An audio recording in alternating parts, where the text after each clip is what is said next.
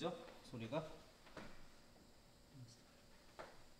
여기 있는 위치 결정 모듈, 여기 있는 서브 앰프, 그리고 여기 있는 그 서브 부터인데, 이 서브 부터의 규격은 이렇게 보지 마시고 뒤로 돌아보시면, 뒤로 돌아보시면 장비가 있죠? 뒤에 그 딱지가 붙어 있습니다. 뒤쪽에.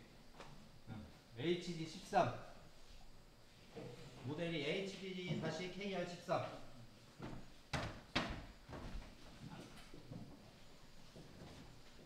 HG-KR13이라고 이렇게 모듈이 이렇게 되어 있습니다.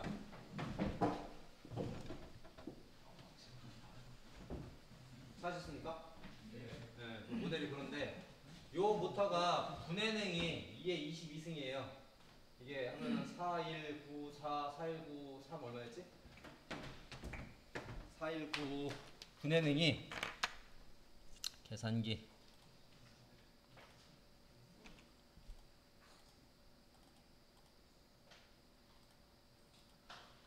4194 304 4194 304. 이 모터가 한 바퀴 돌면요, 엔코더, 이 모터의 축에 엔코더라는 게 있는데, 엔코더는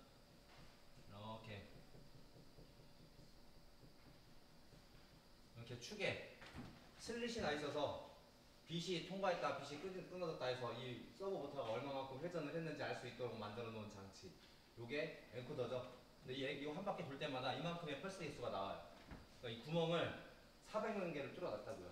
뚫어놓은 건 아니고 반도체 공정 기술과 비슷하게 이렇게 만든 거죠. 엔코더 분해능을 높게.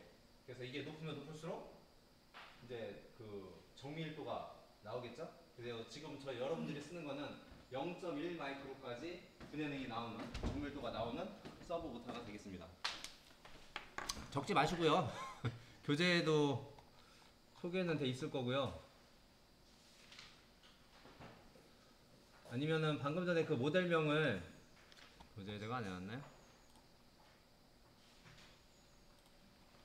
그냥 구글에서 치시면 바로 나옵니다.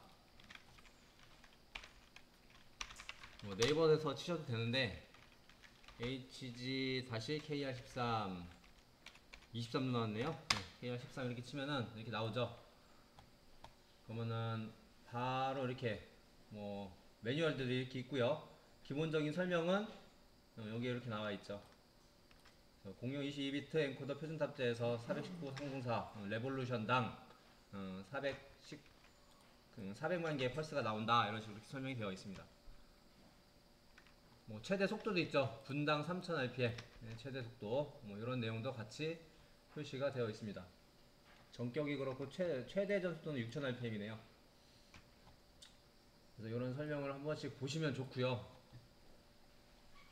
요 서브 앰프와 여기 있는 서브 모터만 가지고도 제어가 가능한데 일반적으로 그렇게 사용하진 않고요.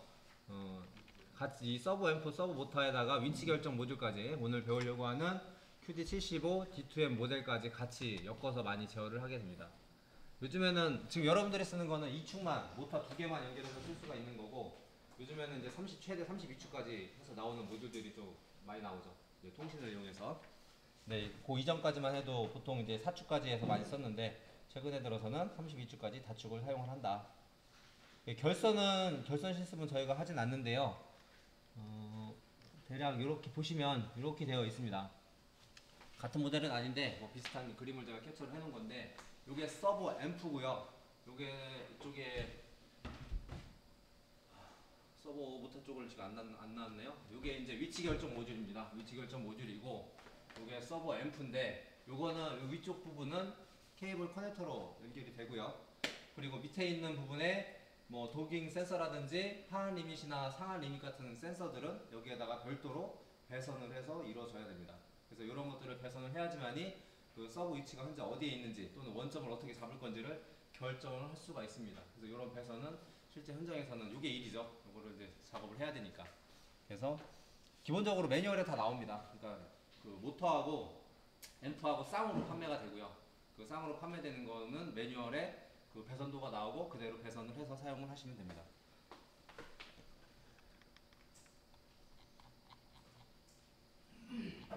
그리고 이제 서브 앰프하고 방금 전에도 설명드렸듯이 서브 앰프하고 모터가 이런 식으로 이제 연결이 되어 있는 겁니다. 그리고 검출기, 여기는 검출기라고 되어 있는데 여기 이제 엔코더죠. 이 엔코더의 신호를 서브 앰프가 읽어서 모터가 원하는 만큼 회전을 했는지 안 했는지 알 수 있도록 만들어 놓은 거죠. 실질적으로 서브라고 한다면 요게 답니다.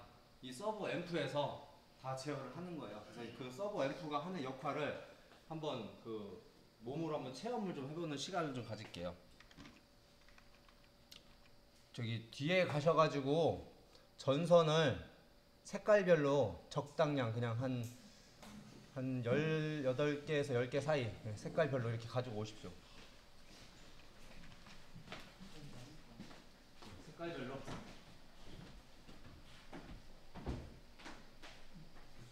네. 여기 지금 그 리드스 센서에서 움직여주고 있어요. 그러니까 이 케이블이 1, 2 들어와 있거든요.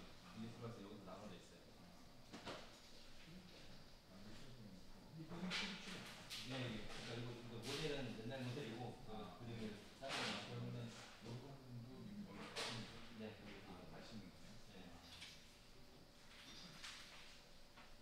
그 이제 요 저 위치 결정 모듈에 세부 매뉴얼을 보면 요 커넥터 핀 넘버가 다 나와 있어요. 그 핀 넘버들을 해가지고.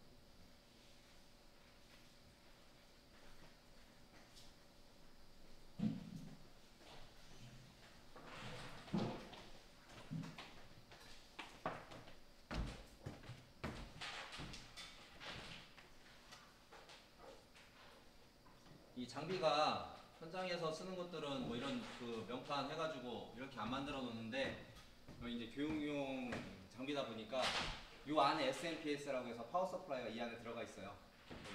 SMPS는 다 아시죠? 220V 전원 받아서 200이든 100이든 받아서 24V로 전원을 공급해주는 DC 24V 만들어주는 SMPS가 이 안에 내장이 돼 있고 그 전원이 요 밑에 부분에 나옵니다. 그래서 밑에 부분에 지금 DC 24V라고 써 있죠. 네. 거기에서 선 색깔 바꾸지 마시고 빨간색하고 검정색 꽂아주신 다음에 이쪽 서브 앰프 쪽에 전원을 공급을 할게요. 앰프 쪽에. 여기 지금 보시면 그대로 색깔 이렇게 지금 빨간색하고 검정색 선 이렇게 들어가 있죠? 거기다 연결해 주시겠습니다.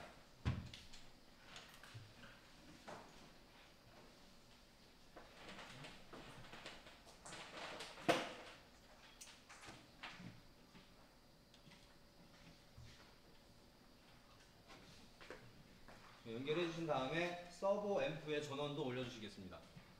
서브 앰프 전원, 이쪽 부분에 있는 전원도 올려주시기 바랍니다.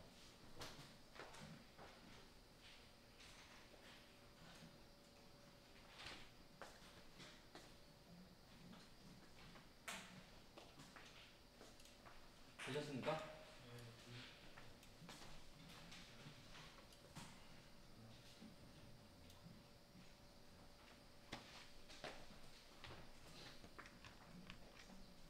아까 구성을 보시면 지금 뭐 위치 결정 모듈에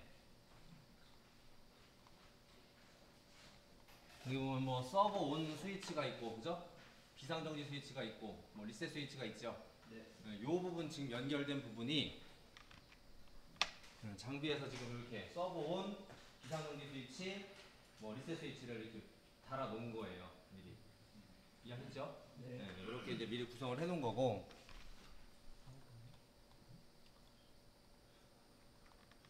요거 매뉴얼대로 보시면은 요만큼은 전부 다 위치 결정 모듈 구성 내용이고요. 이쪽은 이제 서버 앰프 쪽 구성 모듈입니다. 구성을 해 놓은 부분이죠. 보시면 되고, 이제 서브를 일단은 좀 느껴보려고 하는 건데요. 일단은 비상정지 스위치가 누르면은 동작을 안 해요. 그래서 비상정지 스위치 해제하려면은 화살표 방향으로 해제하시면 됩니다. 일단 비상정지 스위치 해제해 놓으시고, 서버 온에 스위치가 눌려져 있어야 돼요. 근데 일단은 테스트를 하기 위해서 서버 온 스위치를 요 램프가 지금 혹시 안 들어오는 안 들어오는 버튼들이 있어요. 그래서 감으로 온인지 오픈지 느끼실 수 있을 겁니다. 불이 꺼진 상태, 서버가 안 걸린 상태. 불을 만들어 주시죠. 서버가 걸리지 않은 상태. 되셨나요? 여기 파워 서플라이 지금 안 되네요. 옆에 사 이제 저는 이건 아니고 이거는 제너레이터라서 이거는 안에 나간 거예요. 나가시고 이거 지금 이거 맞을 거예요. 서버 해제하셨습니까? 네, 손에 약간 기름은 묻을 것 같긴 한데요. 뭐 배우려니 뭐 제가 좀 이따가 닦을 수 있는 그 와이퍼는 드리겠습니다. 여기 있는 스크류 축 있지요? 서버가 꺼져 있어야 돼요. 스크류 축을 손으로 돌리시면 자동으로 그냥 부드럽게 돌아갈 겁니다. 한번 돌려보십시오.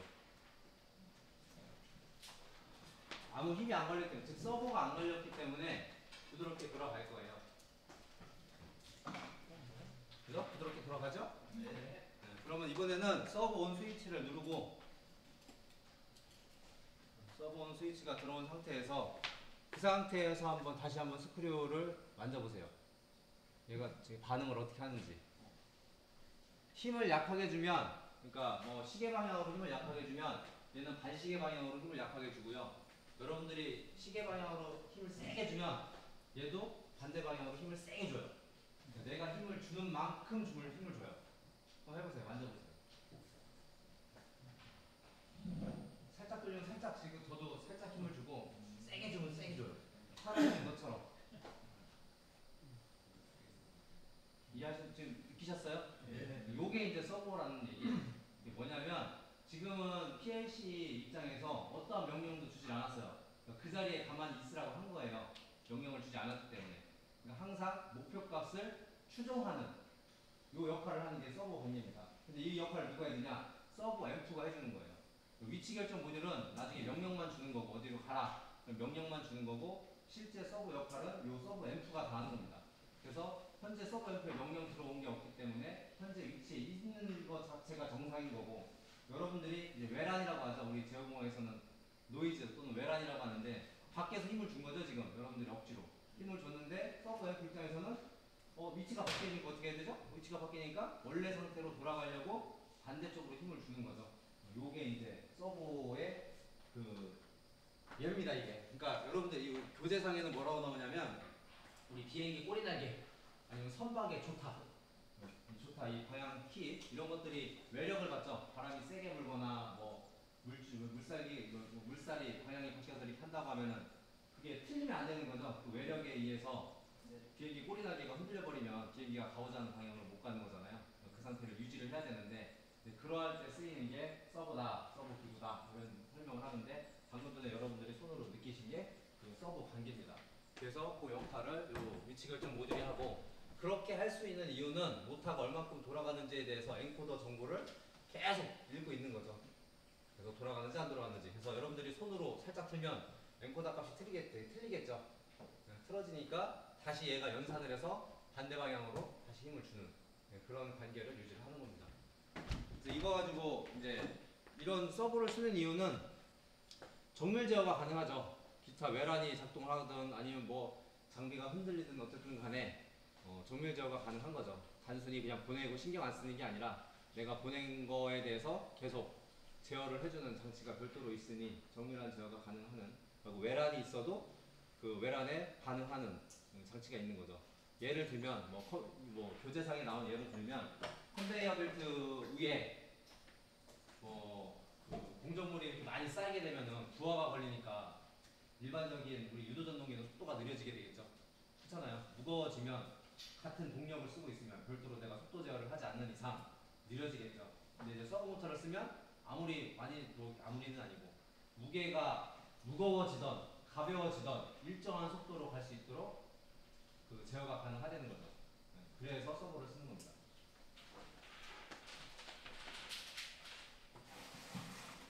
손에 이렇게 닦으실 분들은 닦으시면 됩니다.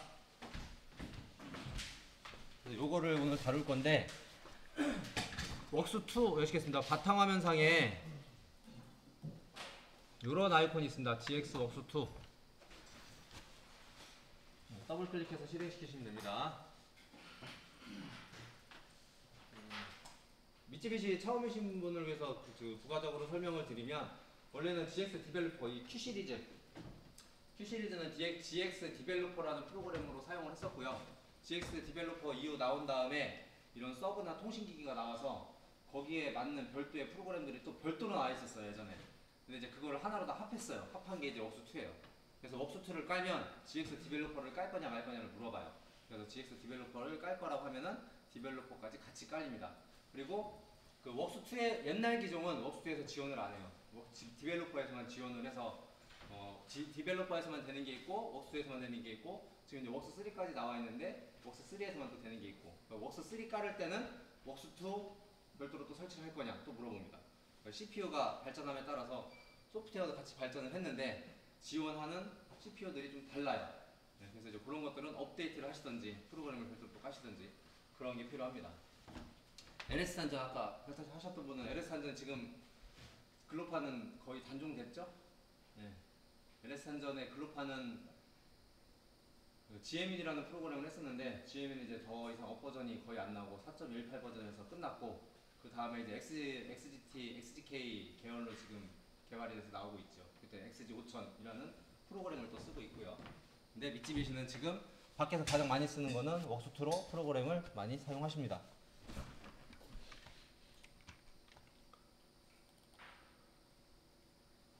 PLC 전원 켜 있어야 되고요. 파라미터 세팅부터 해야 되는데 프로젝트를 먼저 만들겠습니다. 프로젝트 뉴 하시고요. 저는 프로그램을 짤 때 레이블을 사용을 합니다. 레이블을 사용하는 목적은 프로그램의 가독성도 높일 수가 있고요. 개발 속도도 좀 빠르게 할 수가 있어요. 굳이 어드레스에 필요 없는 어드레스 주소에 대해서 개발자가 굳이 알아둘 필요가 없는 경우가 많기 때문에 레이블을 쓰면 그러한 것들을 해결할 수가 있죠. 레이블을 쓰지 않으면 어드레스 할당을 프로그래머가 계속 신경을 써줘야 되기 때문에 저 같은 경우는 레이블을 활용을 해서 프로그램을 작성을 합니다. 근데 밖에 시중에 나와 있는 교재나 현장에서는 레이블을 좀 많이 안 써요. 이유는 저도 모르겠어요. 몰라서 못 쓰시는 건지. 보시면은 레이블을 쓰지를 않아서 습관적으로 안 쓰시는 것 같아요. 근데 레이블을 쓰면 훨씬 더 개발 속도나 이런 게 관리하기가 편합니다. 그래서 제가 하는 저희 프로그램은 전부 다 레이블을 쓸 거고요. 안 쓰면 여러분들이 지금 오늘 이해를 못 하세요. 그래서 레이블을 써서 프로그램을 작성을 할 거니까 프로젝트 만드실 때 꼭 레이블을 사용을 해주시고, GX 디벨로퍼에서도 레이블이 있었습니다. 근데 그때는 되게 좀 불편했어요.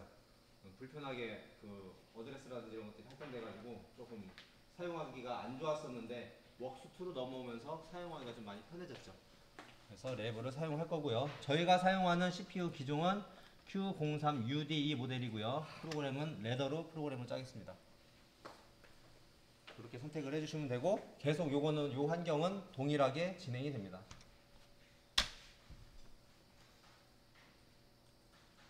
이렇게 하시면은 여러분들 화면에는 내비게이션 창이 있을 겁니다. 그래서 통신부터 설정을 해야 하는 게 맞죠. 그래서 여기 커넥션 데스티네이션 들어오시고, 위쪽에 커런트 커넥션 들어오시면 더블 클릭해서요, 이러한 창이 뜨는데, 기본적으로 저희 시스템은 PC하고 PC 1번하고 PC 2번 포트원이 가운데 있는 허브에 연결되어 있고요. 이 허브에 PLC하고 HMI가 연결되어 있습니다. 근데 이 PLC IP는 기본 디볼트 값을 써서요. 192.168.3.39를 쓰고요. 여기 미쯔비시 프로그램을 깔면 가장 디볼트로 깔리는 그 설정이 되어 있는 IP 번호고요. 터치 IP는 192.168.4.45 3.45로 되어 있습니다. 아직은 모르셔도 돼요. IP 같은 거는. 그리고 각각의 필시는 192, 168, 3.1, 3.2 이런 식으로 구성이 되어 있습니다.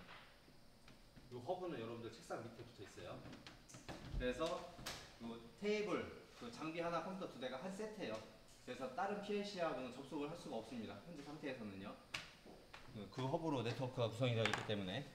그래서 컴퓨터 측에서 그 이더넷으로 연결되어 있는 거죠. 그래서 여기 통신 설정에서 이더넷을 한 거고요. 그리고 프로토콜은 TCP나 UDP나 지금은 상관이 없습니다. 다 기본적으로 요 그 PLC에 PC든 PLC든 UDP, TCP 다 지원을 하기 때문에 세팅이 그렇게 되어 있어요. 여기 그래서 아무거나 설정을 하셔도 상관이 없습니다. 이더넷 더블 클릭하시고 프로토콜을 TCP로 하던 UDP로 하던 지금은 상관이 없어요. 그리고 요거는 이제 PC 사이드고요. PLC 사이드에 보시면 PLC CPU랑 저희는 통신을 하는 거라서 프로그램 다운로드나 PLC 내부에 돌아가는 프로그램의 모니터링이나 전부 다 PLC CPU 통신 포트를 사용을 하기 때문에 앞에 있는 PLC 모듈을 선택을 해주시면 됩니다. 그 다음에 요 밑에 있는 PLC 모듈을 더블 클릭을 하시면 네트워크 환경이 나옵니다. 근데 현재 네트워크 상에 PLC 전원이 올라와 있다면 밑에 있는 Find CPU를 클릭을 해주시면 네트워크 상에 있는 미쯔비시 PLC CPU가 신호를 보내줘요. 한번 클릭을 하시면 전원이 켜져 있다면 현재 네트워크 상에 물려있는 그 CPU에서 신호를 보내줘요. 아, 내 IP 얼마입니다 라고 이렇게 신호를 보내줍니다. 자기 본인의 CPU 타입까지 이렇게 알려주죠. 그래서 이 IP로 세팅을 하겠다, 이 CPU에다가 나는 그 연결을 하겠다라고 하면은 그 해당 CPU를 클릭을 해주시면 IP가 이렇게 딸려 올라오죠. 다 되셨습니까? 네. 어디요? PLC 전원 키세요.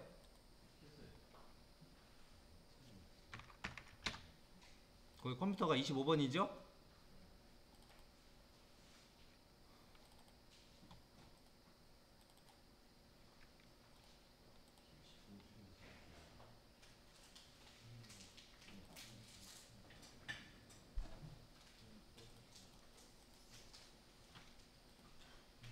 제가 좀 하겠습니다. 제가 할게요. 원격하고 있습니다.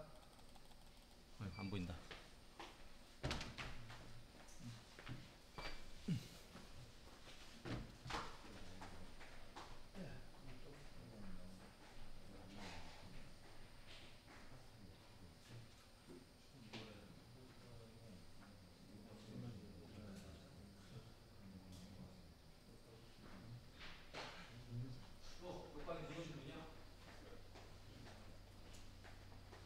그런 다음에 OK 누르시면 됩니다. OK.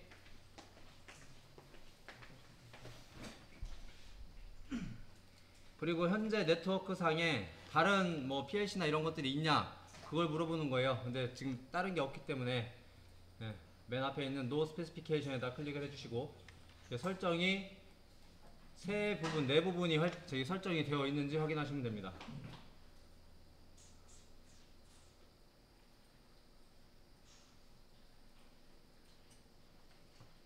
되셨지요?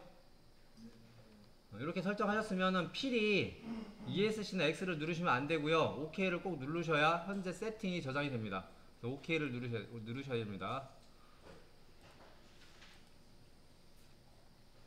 그럼 통신 환경 설정 끝났고요. 파라미터 가보겠습니다. 파라미터 프로젝트 창에 파라미터 들어가겠습니다.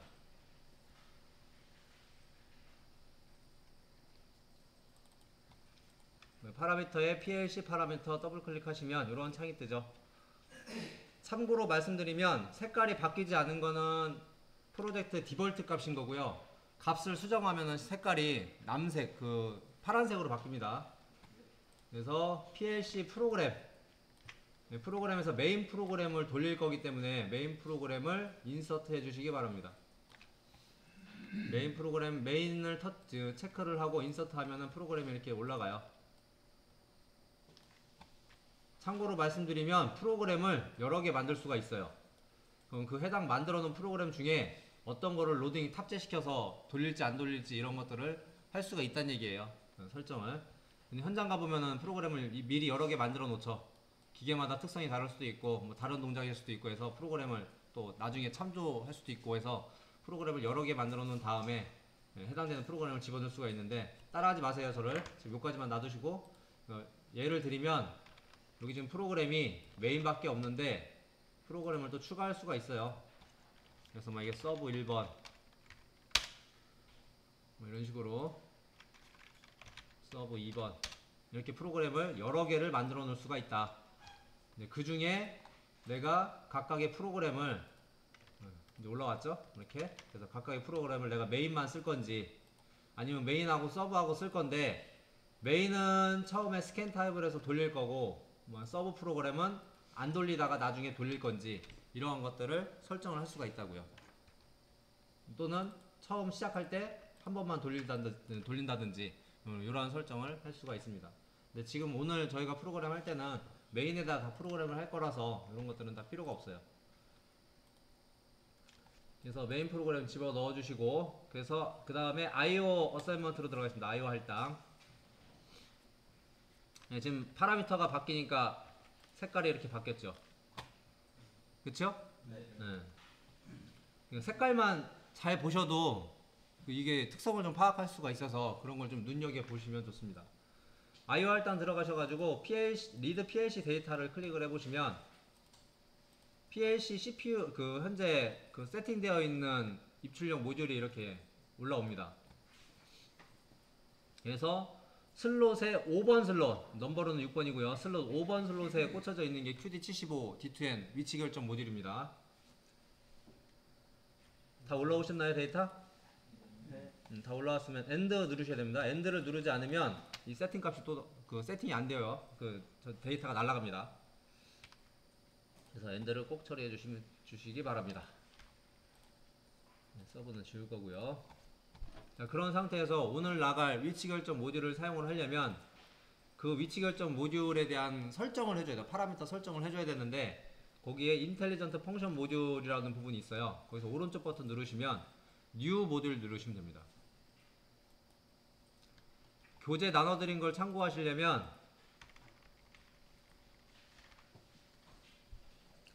교재 150페이지에 나와 있는 내용입니다. 지금부터 하는 내용이요.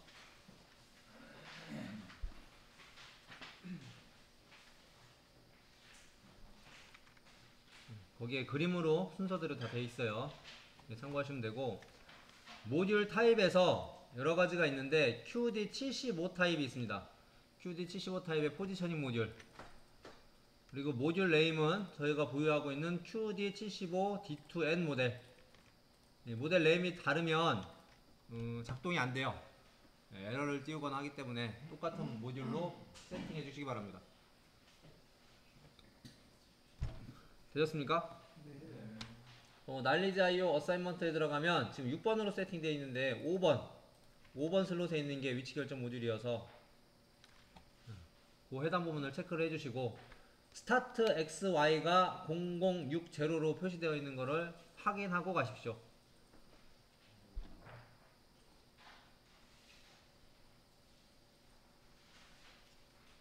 이렇게 이 데이터가 나오는 이유는 아까 우리 IO 할당에서 PLC 파라미터에 IO 할당에서 PLC 값을 읽었잖아요. 그때 입력 모듈, 출력 모듈, 통신 모듈, 위치 결정 모듈이 딱 세팅이 됐기 때문에 이 주소가 지금 세팅이 된 거예요. 그래서 그거부터 하고 오면은 이렇게 세팅이 되어 있고 만약에 그 정보가 없으면 이게 안 올라와요. 그래서 내가 임의로 주소를 계산을 해서 넣어줘야 돼요. 그것 때문에 아까 IO 할당 값에서 읽고 시작을 한 겁니다. 그래서 세팅을 누르시면 베이스는 지금 저희가 하나밖에 없죠. 그래서 메인 베이스에 5번 슬롯에 60부터 물론 16진수입니다. 60부터 어드레스가 시작되는 위치 결정 모듈을 세팅을 한 겁니다. 그래서 OK를 누르시면 됩니다. 이렇게 되면은 위치 결정 모듈인 QD75D10이 60 어드레스부터 배치가 되어 있는 것을 확인할 수가 있습니다.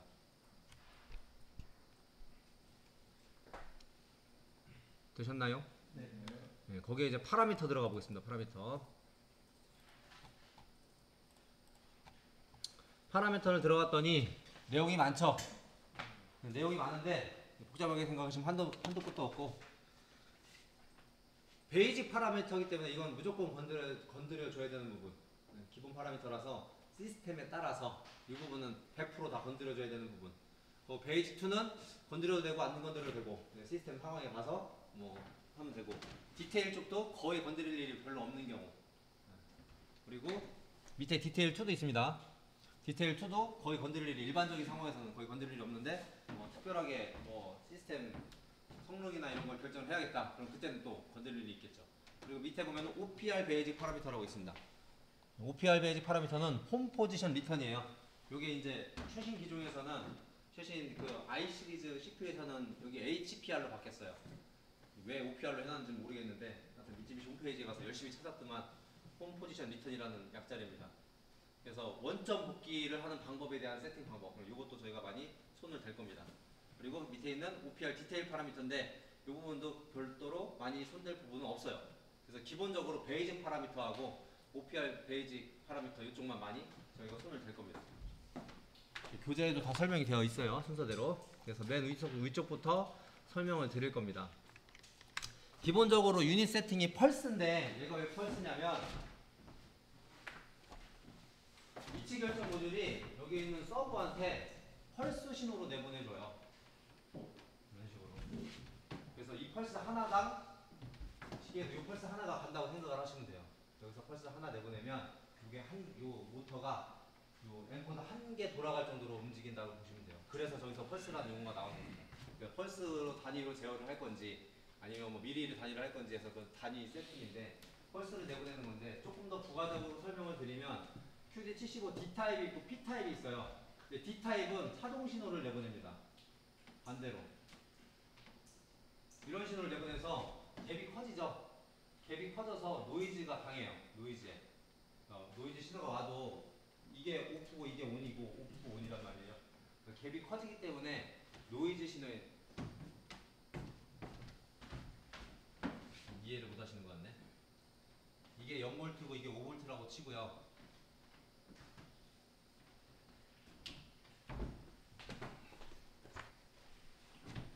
여러분들이 일반 제어반에서 쓰는 거 24V 쓰잖아요. 우리 24V는 이렇게 되겠죠. 50, 15, 22 정도 되는 거죠. 그럼 5V하고 24V하고 어느 게 노이즈에 강하겠어요? 24. 당연히 24V가 노이즈가 강하겠죠. 그죠? 왜냐면 같은 이 정도의 노이즈가 탄다고 했을 때 회로상에 얘하고 얘는 0하고 1값의 안정값이 요만큼밖에 안 되죠.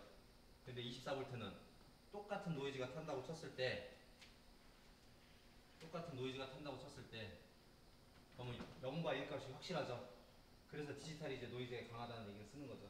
그 제어반에서 24V를 쓰는 이유가 물론 이제 전력에 관련된, 컨트롤 전력에 관련된 것도 있지만 5V를 쓸 수도 있어요. 근데 이런 문제가 있는 거죠, 노이즈에 대해서. 그래서 24V를 쓰는데, 마찬가지로 D타입은 차동 신호를 내보내기 때문에 갭이 커지잖아요. 0과 1의 갭이 커지기 때문에 노이즈에 강해서 초당 100만 개의 펄스를 보낼 수가 있어요. 1초에 최대. D타입은. 근데 P타입은 1초에 20만 개밖에 못 보내요. 왜냐면은 이 차동 신호를 보내지 않고 하나는 내비두고 하나만 온오프를 따지거든요. 그래서 그 P타입은 그 속도, 최대 속도를 낼 수 있는 성능이 D타입보다 좀 딸립니다. 가격도 D타입이 조금 비싸죠. 그런 차이가 있습니다. 부가적으로 설명을 드리면. 여하튼 펄스로 되어 있으면 이런 펄스 신호를 하나하나 보내서 이렇게 하겠다는 얘기인데, 이 펄스로 제어하는 경우는 별로 많지 않아요. 펄스로 제어를 하려면 계산이 안 되죠. 이게 내가 얼마큼 보내야 될지 계산이 안 되는 거죠. 장비에서는 성능이 뭐 몇 마이크로 이동하고 몇 마이크로 이동하고 제품 규격에 설계가 다 돼 있으니까 그만큼 이동을 하게끔 프로그램을 짜야 될 거 아닙니까. 근데 펄스로 하면은 제가 임의로 계산해서 PLC 프로그램에서 짜야 되기 때문에 복잡하죠. 그래서 펄스로는 많이 잘 안 하고요. 그 유닛 세팅을 미리로 하죠. 물론 이제 미국에서는 인치로 하겠지만 국내에서는 미리 단위니까 마이크로 미니를 단위를 쓰는 거죠. 단위를 미리로 바꾸면 밑에 있는 것들이 다시 또 바뀌어요. 펄스에서 미리로. 그쵸? 바뀌었죠? 여기 펄스면은 여기는 여기 지금 보면은 여기 펄스로 나와 있잖아요. 펄스로 했을 때 기본 디볼트 값이 펄스로 세팅이 되어 있었잖아요. 네. 근데 이걸 미리로 바꾸면 나머지들이 또 이렇게 싹 바뀌어요. 단위들이. 그러니까 이걸 파라미터에서 제대로 세팅을 해놓으면 얘가 알아서 이제 그걸 계산을 하게끔 만들어 놓은 거라서 지가 알아서 이렇게 단위가 바뀝니다. 그래서 오늘은 저희가 하는 거는 전부 다 미리 단위로 제어를 할 거예요. 그래서 이따 명령으로 1cm 가라, 1cm 이제 가는지 이런 것들을 확인을 할 겁니다. 그리고 그 밑에 보시면 펄스 퍼 로테이션이라는 게 있는데 원래 이 값은 뭐냐면 이 서버 모터가 한 바퀴 돌았을 때 나오는 값. 그럼 펄스가 몇 개 나온다고 그랬어요 아까? 400만 개 나온다고 했잖아요. 근데 여기다가 400만을 쓰면 안 써져요. 여기다가 1000만, 10만, 100만 쓰면 안 써져요. 최대로 넣을 수 있는 값이 65,535래요. 이유는 예전에 서브모터 만들 때는 이만큼까지 나올 줄 몰랐던 거죠. 저 프로그램을 처음 만들었을 때 이만큼까지 분해능이 설마 나오겠느냐 해서 65,000개면 없잖아요. 한 바퀴 돌았을 때 65,000개면 엄청 많이 나오는 거잖아요. 그렇게까지만 생각을 했는데 기술이 발전하다 보니까 이게 만들어지는 거죠. 그래가지고 이제 문제가 생긴 거죠. 그럼 이걸 어떻게 처리를 하냐? 이 처리를 중간에 서브 앰프가 처리를 해줍니다. 얘가 내줄 수 있는 얘가 계산할 수 있는 거는 그렇게 안 되는데 여기 있는 서브 앰프에서는 이게 짝으로 판매가 된다고 아까 말씀을 드렸잖아요. 여기다가 전자 기어를 만들어 놨어요. 서브 앰프 쪽에 전자 기어라는 걸 만들어 놨어요. 전자 기어 쉽게 생각하시면 자전거 앞바퀴의 기어가 크죠? 뒷바퀴 기어 작은 걸로 바뀌면 앞바퀴 조금 돌려도 뒷바퀴는 많이 들어가죠. 그렇게 생각을 하시면 돼요. 그래서 앞에서 펄스가 하나가 발생이 돼도 얘가 계산을 할 때는 그게 더 많이 하게끔 만들어줄 수 있는 전자 기어라는 걸 여기에 세팅을 해놨다고요. 그래서 여기서 펄스가 하나만 오더라도 여기서 계산은 좀 다르게. 이해하셨습니까? 그래서 이 전자 기어를 세팅을 하는 부분이 있는데 그건 제가 하는 것만 그냥 보여드릴게요. 그 부분이 어디에 있냐면 교재에 147페이지에 설명이 되어 있습니다.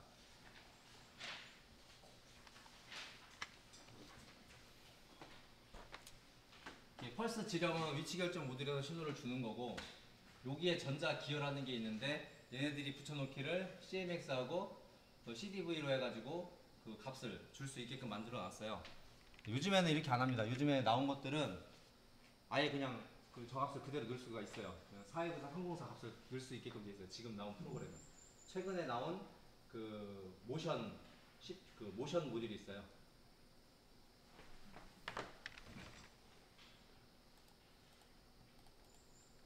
여기 보시면 심플 모션 모듈이라는 게 있어요. 얘는 이런 거 안 하고 다이렉트로 저걸로 하면은 별도의 프로그램이 뜨거든요. 저기는 그냥 419 304 치면 그냥 들어가요. 그러니까 이런 뭐 전자 기업 이런 거 그냥 1대1로 세팅하고 그냥 쓰면 돼요. 상관없이. 근데 이제 예전 거는 그런 게 안 돼 있어서 전자 기어라는 게 있고요. 그래서 이제 요 값을 세팅을 하는 건데 저만 할게요. 왜냐면 지금 파라미터 값 저기 뒤틀리면 또 하다가 서버를 박을 가능성이 있어서 제가 이렇게 좀 보여드리겠습니다. 이 부분인데요. 요즘 거는 또 여기에 스위치도 없어요. 아예 여기서 파라미터를 여기서 바꿀 일이 많지 않아서 아예 여기는 스위치도 없습니다. 그래서 이 커버는 여러분들 열어보셔도 돼요. 이 커버 열면은 버튼 스위치가 4개가 있어요. 보셔도 됩니다. 잘 해상도가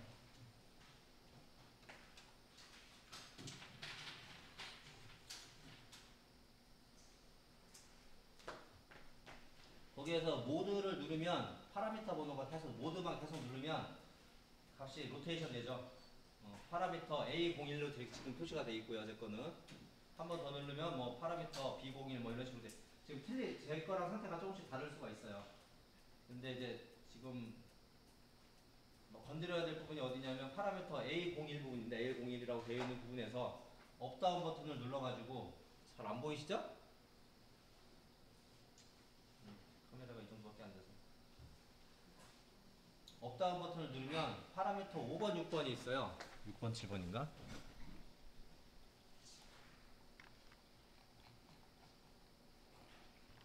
6번하고 7번이네요. PA06하고 07번인데 06, 07을 찾아가는 거예요. 그래서 파라미터 구성은 이렇게 한 바퀴가 돌아가요. 일반 알람부터해서 기본에서 이렇게 한 바퀴가 모드 버튼을 누를 때마다 이렇게 한 바퀴씩 돌아가고 각각의 모드마다 또 파라미터가 되게 많이 있어요. 그 중에 전자기업이를 바꾸는 게 06번, 07번입니다.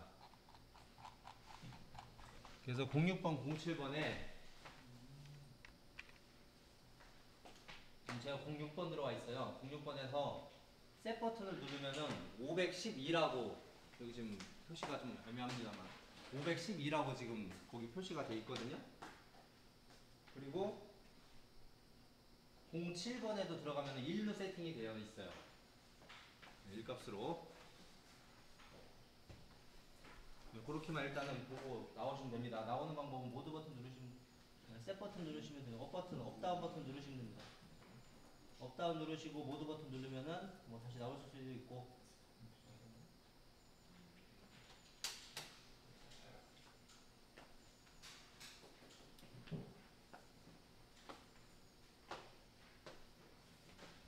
예, 제가 지금 드리려는 말씀은 뭐냐면 파라미터 중에 CDV랑 CMX라는 설정 값이 있고 그 값 설정이 현재 여러분들 장비는 512로 되어 있어요. 이 값이 지금 얘는 밑에 분모는 1로 되어 있고요. CMX는 512로 제가 세팅을 해놨어요. 이유인즉슨 저기 모터 엔코더에 저 값을 맞추려고 하는 거예요.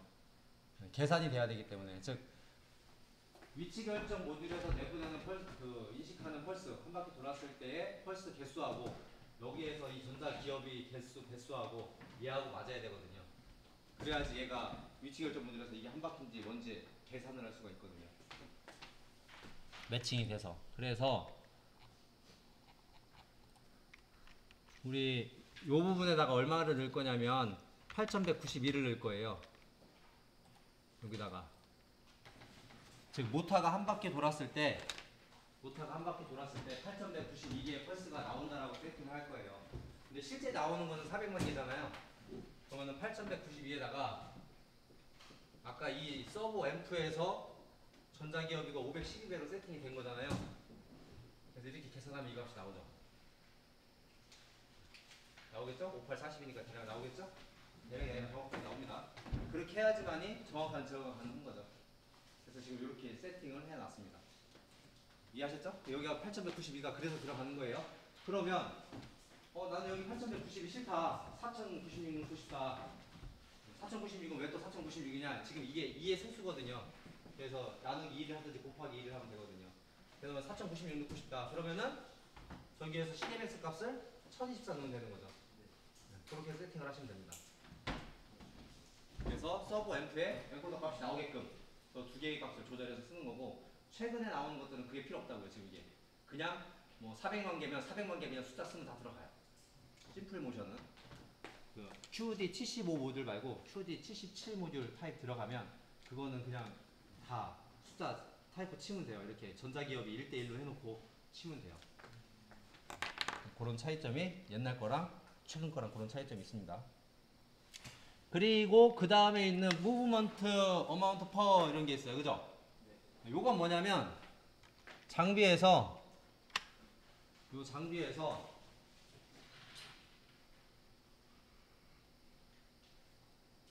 여기 있는 이 볼 스크류의 리드 값.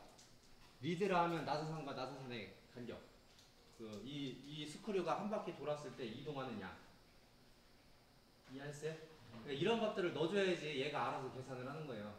이런 값들을 정확하게 세팅을 해주면 그럼 이 볼스크의 리드 값은 어떻게 하냐? 구입할 때 물어보면 알죠?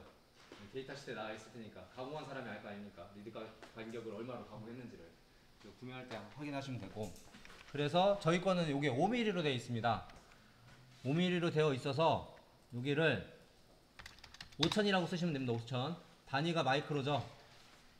단위가 마이크로로 되어 있기 때문에 5000 쓰시면 다 지우고 싹 드래그해서 5000 쓰시면 점 0은 알아서 생겨요. 5000 쓰시면 됩니다. 5000이 5mm죠? 마이크로하고 미리하고 10에 3승 차이니까 5000 마이크로에서 하시면 됩니다. 저희 그 스크류가 그렇게 돼 있어. 볼 스크류가 그 리드 간격이 그래서 그래요. 그런 다음에 보시면은 유닛 그 매그니티피케이션이라고 되어 있는데 1대1이라고 되어 있는데요. 요거는 서브 모터하고 축하고 연결이 그 우리 타임 벨트로 되어 있습니다. 요건 실제 물리적인 기업인 거죠. 구성이 어떻게 되어 있냐면 눈에 보이지 않는데 여기는 서브 모터가 있고 여기 서브 모터가 있고요.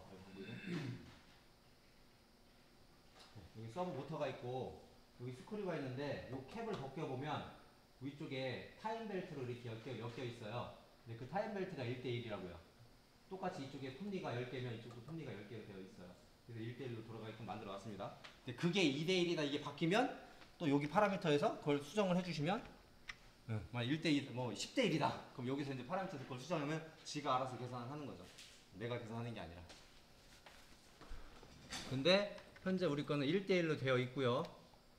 그리고 요거는 실제 이제 그 서버 위치 결정 모듈하고 서버 앰프하고 그 결선이 어떠한 형식으로 되어 있냐에 따라서 바뀌는 부분이에요. 근데 이건 디볼트로 갑니다. 우리 그 매뉴얼에 나와 있는 대로 결선이 되어 있어서 요건 다 디볼트 값으로 갑니다. 이쪽은. 그리고 나서 그 밑에 보시면 스피드 리밋 밸류가 있는데 우리 거는 최대 분당 36,000인가 얼마까지 돼요. 근데 안전을 고려해서 그냥 2000으로 갈게요. 이거보다 속도가 더 나와요. 아까도 말씀드렸듯이 속도는 뭐랑 연계가 되냐면 여기는 위치 결정 모듈이 아까 초당 100만 개까지 신호를 보내줄 수 있다고 했잖아요. 거기에 따라서 저 속도 값의 최대 맥시멈 값이 결정이 됩니다.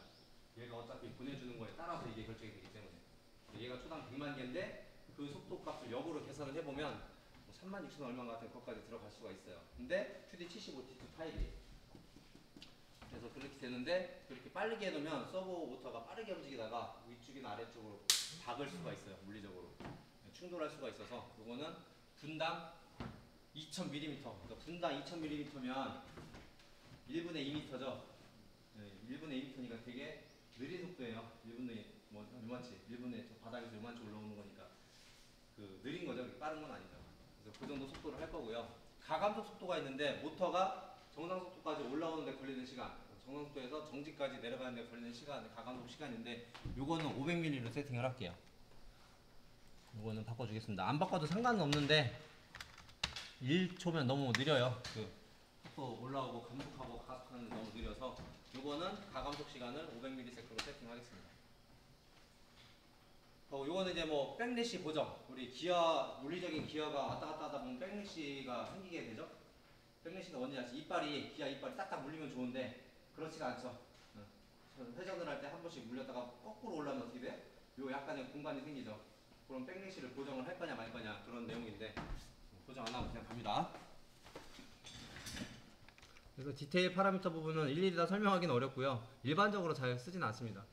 저희가 나중에 쓰게 되면 뭐 완료 시그널, 컴플리트 시그널이나 이런 거 쓰는데 지금은 쓰지 않을 거라서 이 부분은 지금 건너뛰고요. 그 밑에 부분 디테일 파라미터도 넘어가고요. 맨 끝에 중간에 조그 스피드 리밋 밸류라는 부분이 있습니다.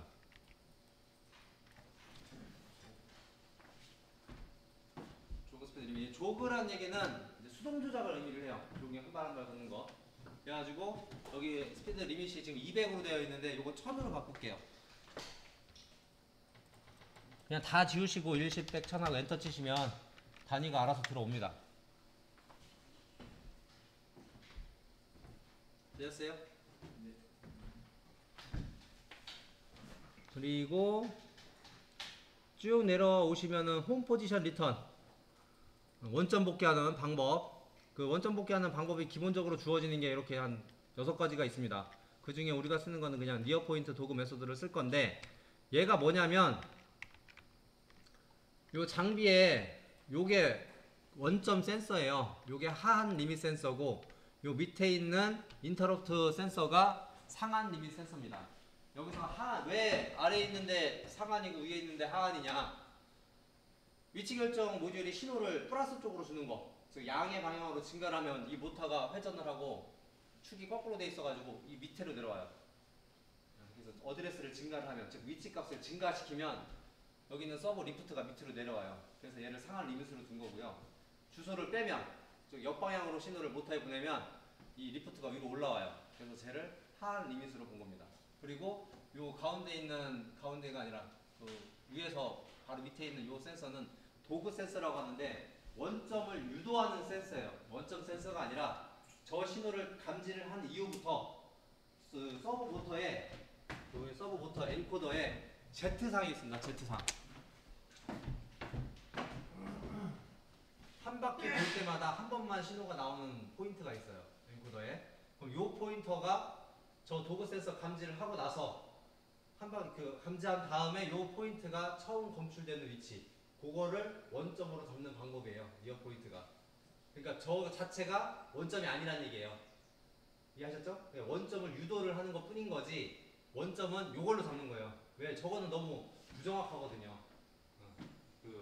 그 지금 포토 인터럽트라는 센서인데 그게 너무 이렇게 정밀하지가 않아요. 마이크로 따니까 정밀하지가 않아서 그때그때 달라질 수가 있어서 그냥 원점을 유도한, 아 여기서부터 이제 원점 들어가니까 준비하십시오 정도의 신호인 거지, 실제 원점은 여기 있는 서브 모터의 엔코더로 잡는 겁니다.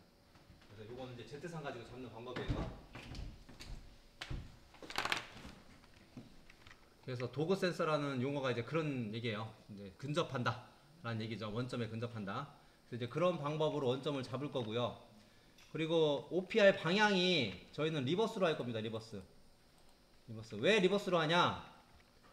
아까도 말씀드렸듯이 주소를 그 위치 결정의 위치 값을 그 백으로 돌리면은 위쪽으로 가거든요. 그러니까 서브 모터가 어디 있든지 간에 그 위쪽 방향으로, 즉 주소를 감소시키는 방향으로 가는 게 원점으로 근접한다는 의미를 주는 거예요. 그래서 리버스로 세팅을 할 거고요. 역방향이 있다. 그리고 원점이 되면 그때 원점의 주소를 어드레스를 난 0으로 하겠다. 이런 뜻입니다. 뭐 이걸 바꿔놔도 돼요. 무슨 그 오프셋 값이 존재를 한다. 뭐 그럴 경우에는 요 어드레스 값을 바꿔놔도 되는데 일반적으로 그렇게 할 일은 별로 없겠죠.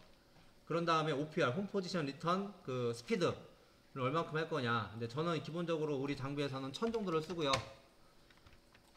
그 뒤 밑에 보시면 크립 스피드라고 있습니다. 그거는 저희 한 150 줍니다. 150. 요 값은 물리적인 양, 이 서버 모터에 달려있는 부하 양에 따라 좀 많이 좀 바뀌는 경향이 있는데, 얘는 뭐냐면 아까 설명드렸듯이 도그 센서, 쉬는 시간에 넣었네요. 요거 맞아, 요거 세팅하고서 쉬도록 하겠습니다. 도그 센서를 감지를 하면 이제부터는 원점을 그 설정한 원점을 정의하는 그 속도로 너무 빨리 가면은 관성 때문에 이 Z상을 넘어가거든요. 관성이 있으면, 즉 여기 지금 분당 1000mm로 쭉 빠지다가 도깅 센서를 체크를 하면 그때부터 속도를 좀 줄여가지고 조심해서 저 Z상을 찾는 거예요. 너무 빨라버리면 이게 이 속도로 가다 보면은 관성 때문에 이걸 지나쳐버려요. 지나치면 또 못 찾는 거죠. 못 찾으면 또 이제 원점 복귀를 실패를 한 거죠. 근데 원점이 왜 중요하냐면 기계에서 원점을 안 잡고 장비를 구동을 시켜버리면 모든 게 다 틀어지는 거죠. 뭐든지 기준이 중요한 거 아닙니까? 기준이. 근데 기준이 틀어져 버리면 그 이유는 답이 없는 거거든요. 기준을 명확하게 잡아야 되는데 기준을 명확하게 잡기 위해서 이거를 속도를 줄여 놓는 거예요. 근데 이거는 이제 실험값이 좀 생길 수가 있어요. 왜냐하면 무거운 게 달려 있으면 속도를 더 빨리 줄여야겠죠. 더 많이 줄여야겠죠. 얘가 관성이 커지잖아요. 그러니까 더 이제 작은 값으로 해야겠죠. 근데 지금 저희 장비에서는 이 정도 속도로 잡으면은 거의 대부분 장비가 어느 정도 잡힙니다. 그래서 도그 센서를 이따 보실 수 있을 거예요. 도그 센서를 감지하는 순간부터 속도가 확 줄어요. 그때의 속도가 이 속도입니다. 이해하셨죠? 그리고 그 밑에 보면 OPR 리트라이가 있는데 저희는 리트라이 OPR with 리밋 스위치 옵션을 사용을 할 겁니다. 얘는 뭐냐면 우리 포토 인터럽트가 지금 하한 리밋 인터럽트 센서가 이렇게 있고, 그 다음에 도그 센서라는 게 하나가 있고요. 밑에 상하 리밋이 있는데, 아까 리버스 방향이 원점 복귀 방향이라고 얘기를 했잖아요. 서브 모터가 현재 여기에 있으면 원점 복귀가 돼요. 근데 원점 위에 만약에 서브 모터가 있으면 리버스 방향이니까 이쪽으로 찾을 거 아닙니까? 근데 이쪽 위로는 원점 그 도깅 센서가 없죠. 원점 도그 센서가 없잖아요. 그래서 이 옵션을 걸어 놓으면 위로 가다가 리밋 센서 스위치 값이 나왔다. 리밋 센서의 값이 인식이 됐다. 그러면은 다시 정방향으로 돌려요. 지가 알아서. 정방향으로 돌린 다음에 도깅 센서를 지나친 다음부터 다시 역방향으로 다시 잡아요. 그럴 수 있잖아요. 여기 있을 때는 상관이 없는데 여기 있을 때는 위쪽 방향에 원점이 있다고 했는데 위쪽 방향에 원점이 없잖아요. 근데 저 옵션을 걸어 놓으면 리밋 센서를 체크하고 지가 내려왔다가 다시 가서 원점을 잡습니다. 이 옵션을 걸어줘야지 그 동작을 해요. 안 그러려면 이걸 이제 또 프로그램 짜려면 또 복잡하겠죠? 그래서 일단 보실 수 있습니다. 이 정도 해주시고 일단은 저장을 하실게요. 이 환경을 저장하겠습니다. 프로젝트 세이브 하시겠습니다. 오늘 날짜로 할까요? 2017년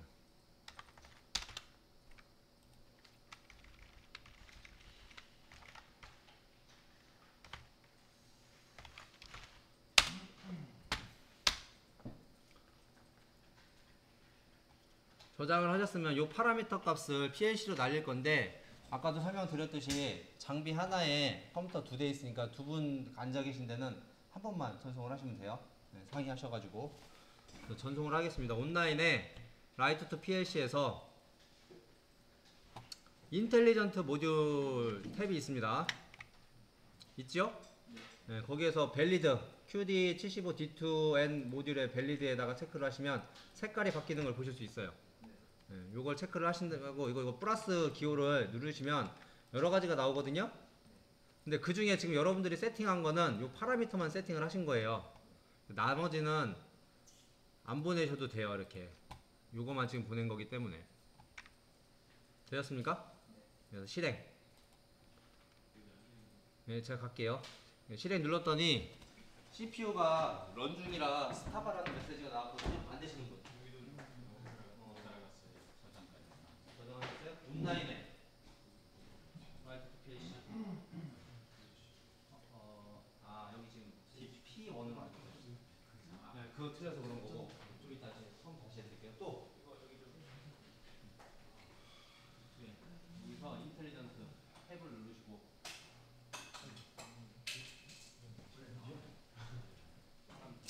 또 안 되시는 분.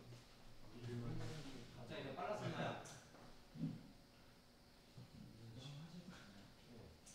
또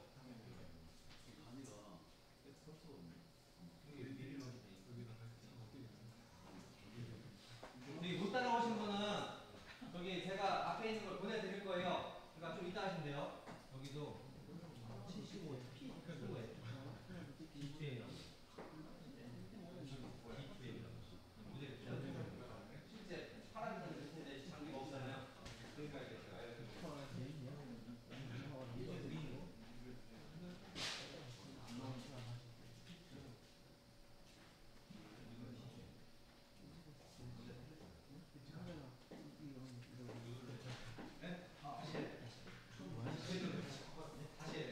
제가 지금 모델명 틀리신 분들이 많이 있어요.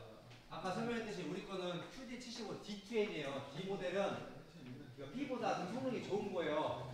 근데 지금 그 모델이 틀리면 장착이 안 돼 있잖아요. 이게 파라미터 안 떠요. 저게. 안 뜨시는 분들은 저거 제 거를 보내드릴 테니까 제 거를 넣으십시오.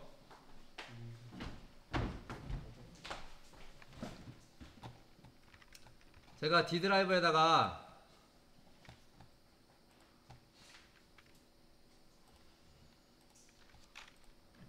보자 어디 갔냐.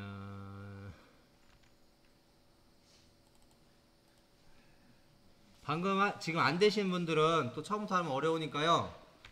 D 드라이브에 AAA 폴더를 만들어 놨어요. 제가 D 드라이브에 AA 폴더에 지금 방금 작성한 이 파일이 전송이 완료가 됐어요. 안 되신 분들, 그냥 다 되신 분들은 저 지금 제대로 따라오신 분들은 그냥 그걸로 사용하시고 못 따라오신 분들은 AAA 폴더에 이 파일을 제가 전송해놨어요. D 드라이브 AAA 폴더 들어가 있죠? 없으신 분? D 드라이브 AAA 폴더에 파일명이 2017-0923 이렇게 언더바일 이렇게 해서 이 파일이 들어가 있어요. 있으시죠? 네, 그거 여기서 그거를 작업하겠습니다. 처음부터 세팅하려면 또 한참 더 설명을 드려야 되니까. 그리고 못 따라오시면 걱정 안 하셔도 되는 게 동영상 녹화도 되고 있고요. 교재에도 지금 순서대로 다 돼 있어요. 그거 참고하시면 돼요. 이거 이렇게 나가면 오늘 하루 종일해도 못 나갑니다. 다 여셨어요? 네. 여셨으면 다시 온라인에 라이트 투 PLC 클릭하시고요. 그 중에 인텔리전트 모듈 탭을 클릭하십니다. 거기에 밸리드에 체크를 하시고 뭐 먼저 연 다음에 하셔도 되고 타겟은 다 체크해도 상관은 없어요. 없는데 우리가 지금 보내려고 하는 거는 파라미터만 보내려고 하는 거예요.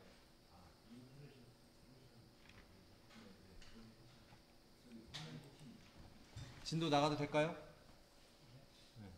또 아직 안 되신 분? 여기까지 안 되신 분?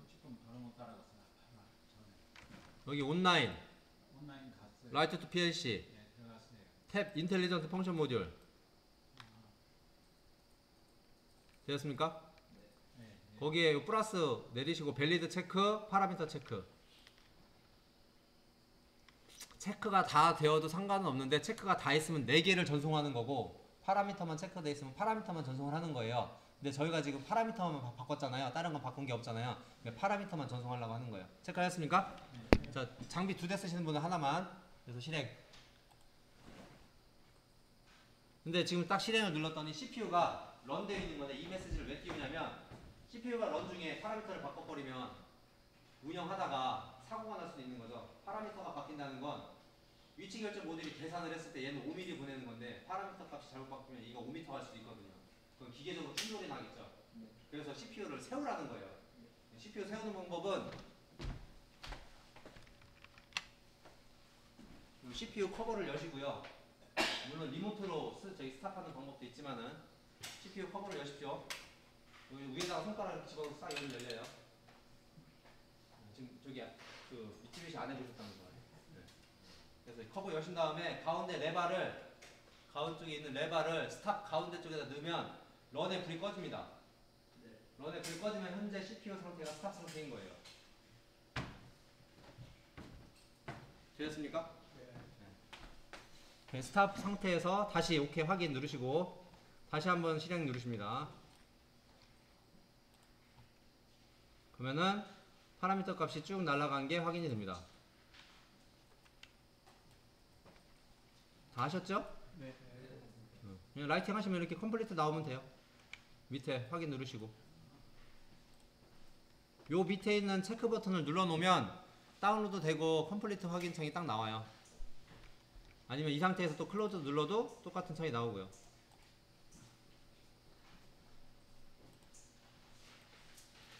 되었습니까? 네, 에러 나도 상관없어요. 일단 파라미터는 다운로드 해놓으셨죠? 다 되셨으면 툴에 요것도 둘 중에 한 분만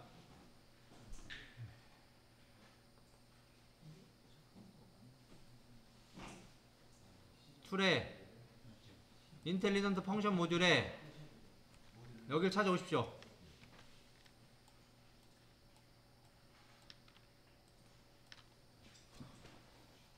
포지셔닝 테스트 에러는 상관없어요. 지금 상관없어요.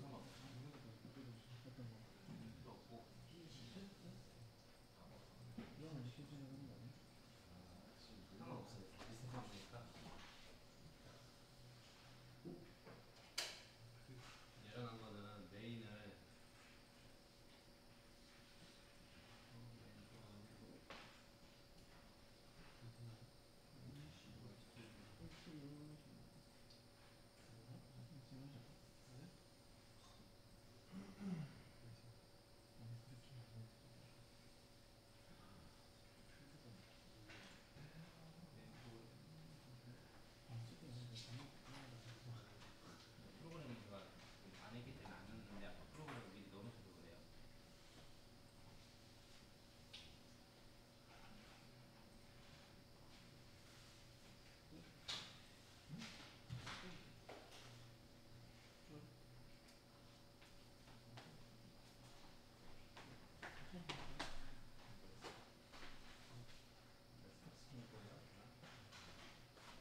하셨나요?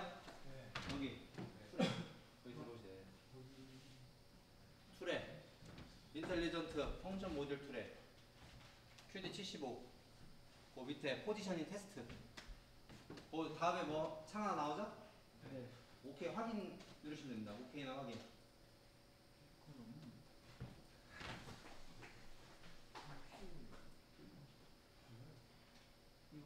툴에 인텔리전트 모듈 펑션에 QD75에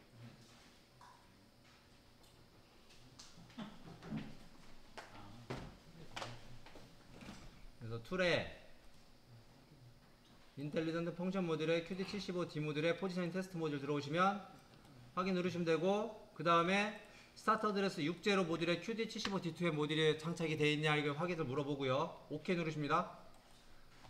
OK 누르면은 앰프하고 모터가 연결되어 있냐 뭐 이런 거 물어봐요. 예스.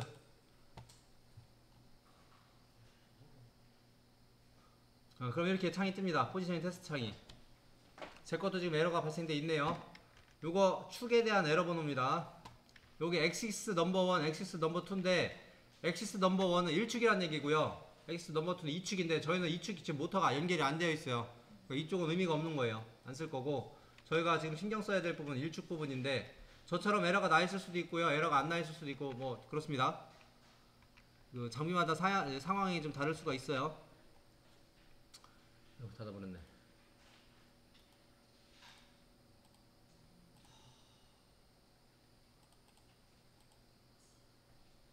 테스트만 하실 건데요. 일단은 혹시나 이렇게 빨간색이나 노란색으로 여기에 표시가 돼 있으면 밑에 부분에 보시면 에러 워닝 디테일 컨펌이 있고 에러 워닝 리셋이 있죠. 에러 워닝 리셋 버튼을 누르면 이런 에러는 사라집니다. 에러 워닝 리셋 버튼을 누르시면 에러가 사라져요. 그리고 안 될 때는 맨 먼저 어디를 보시냐면은 이게 위치 결정 모듈인데 위치 결정 모듈에 빨간색으로 깜빡이고 있으면 문제가 있는 거예요. 근데 에러가 있으면 여기가 깜빡이에요. 그러니까 뭐든지 장비에 빨간색이 깜빡이면 주의 깊게 보시면 됩니다. 그게 잘못된 겁니다. 모든 기계가. 네, 맞죠? 네. 왜냐면 이제 그 불문율이에요, 불문율. 이상이 있으면 빨간 램프를 저희 점등시키지 파란색 램프를 점등시키는 엔지니어가 없거든요. 네, 불문율이에요. 그러니까 빨간 여기 램프가 뭔가 깜빡인다. 그럼 그 부분 자꾸 찾아서 들어가시면 됩니다. 어쨌든 지금 여기 위치 결정 모듈에 어떤 빨간색 부분이 깜빡이거나 하시는 분 있으십니까? 없으시죠? 자, 없으시면 그럼 있으시면 좀 이따 하시고 없으신 분만 여기 셀렉트 펑션에서 조그 매뉴얼 펄스 제너레이터 OPR이라고 되어 있는 메뉴가 있습니다. 네. 찾으셨나요? 네. 거기 조그 스피드 값을 1000으로 놓습니다. 1000. 이거 속도 크게 하면은 잘못하면 박습니다. 지금부터는 어떻게 하시냐면 이 서버부터 리프트가 이걸 명칭을 리프트라고 붙였어요. 이 리프트가 위아래 움직이는 걸 물리적으로 움직이는 걸 봐가면서 누르셔야 돼요. 막 기계 한쪽으로 박아 있는데도 자꾸 보내면은 그 과전율로가 해서 에러 띄웁니다. 그래서 여기 보시면 퍼워드 런이 있고 리버스 런이 있잖아요. 네. 퍼워드 런 누르면 밑으로 내려가고요. 리버스 런을 누르면 위로 올라가요. 해보십시오. 서버부터 리프트가 움직이는지. 움직이죠? 네. 그리고 밑에 OPR 버튼이 있습니다. 네. 요게 리턴, 홈 포지션 리턴 원점 복귀 버튼이어서 OPR 눌러보십니다. 그러면은 원점 도그 센서 딱 체크하고 속도가 늦어지면서 원점을 잡아요. 원점이 잡히면 모든 값이 0으로 바뀝니다. 위치 값들이. 그렇죠? 이 상태에서 또 OPR을 누르면 지금 원점 도그 센서 지났잖아요. 네. 그래서 하한 리밋 센서를 터치를 하고 밑으로 다시 내려갔다가 다시 원점을 잡습니다. 자, 안 되시는 분.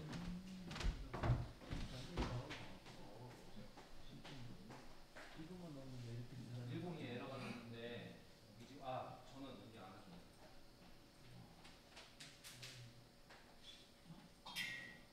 왜냐면 EBSH에 물리적인 전기 신호를 줘야 되는데 전기 신호가 안 들어가 있는 거예요. 그래서 에러가 났는데 에러를 옵션을 하고요. 그죠?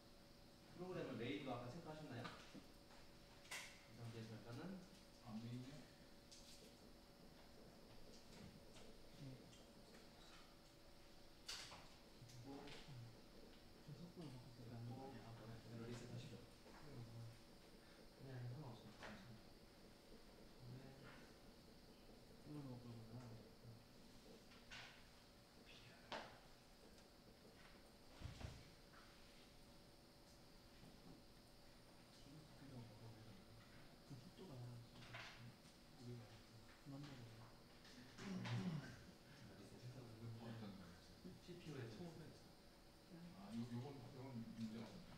네. CPU 리셋하는 거. 파워든 리버스 PR 눌러보시면 돼요. 또 안 되시는 분은?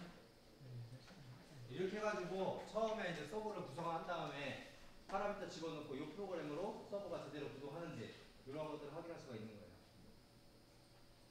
자, 여기까지 질문 있으시면 질문하시고 10분 쉬었다 하겠습니다.